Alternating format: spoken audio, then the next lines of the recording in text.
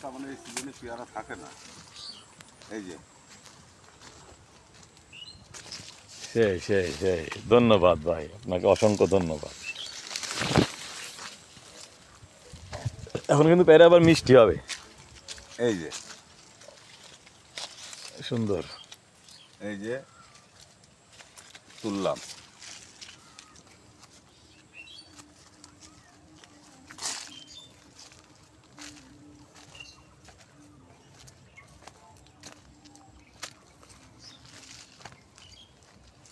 তাহলে তো এখানে তো আপনার মোটামুটি এখন ওই যে কলা একটা খান পড়ে নিচে পড়ে গেছে, দেখেন ওই যে ওইটা বতি হয়নি, ওইটা শেষ।